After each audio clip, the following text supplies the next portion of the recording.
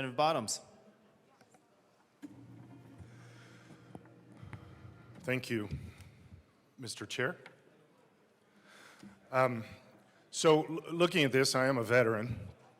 But my biggest concern with this is not from the veteran side of this. It's for the veterans. I'm also a pastor, and I do a lot of counseling, and I counsel dozens and dozens of veterans that are dealing with PTSD and have for quite a long time.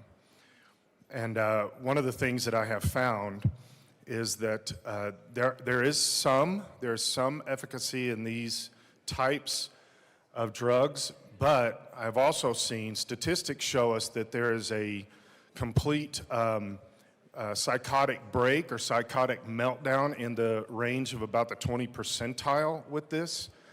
That's extremely high, and the fact that this drug has not been tested a lot and we're already seeing that number, that's very concerning. One of my biggest concerns with this is the language in the bill that says that this is going to be under an extremely controlled group, that there's going to be a lot of controls put on this. That does not exist in this state. That does not exist in this space. Probably statistically, half of us in this room, not us, are on psychotropics or something along those lines. And you know without a doubt that this is not controlled. Doctors, we also have telehealth, which means that space has zero control mechanisms built into it. The doctor says, is this what you want?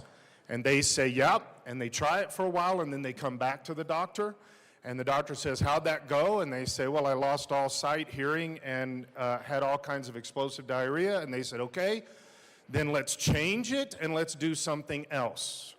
That's the full extent of control group, and anybody that says that's not true is either not informed, not talking to the people, not talking to the doctors, or completely making this up. There is no such thing as a control mentality in this state, in this space, and there can't be.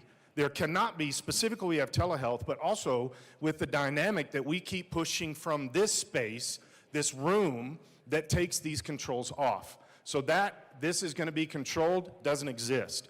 Talk to the veterans that have been taking this, and I have counseled dozens and dozens of them, no controls whatsoever.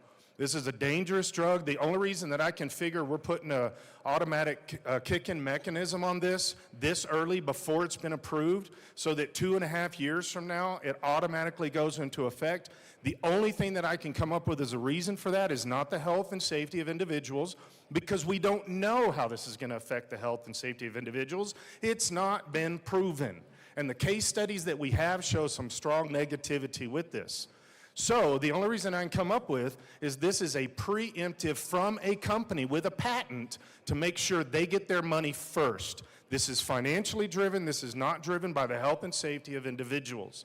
So 2.5 years from now, let's bring this bill back after it's been proven, after we've done the studies, after we see, just like other drugs that are similar to this, suicide rates went up, not down, many cases. Let's come back 2.5 years from now when it's ready, and then let's do this. And the reasoning that we want to make sure that it's available immediately upon approval, okay, then let's do it 2 years instead of 2.5. If the safety of the individual and not money is driving this, let's do this for the people and for our veterans instead of making it worse and causing the suicide rates to go up and psychotic breaks to happen, which are already happening at a high level. Let's be responsible.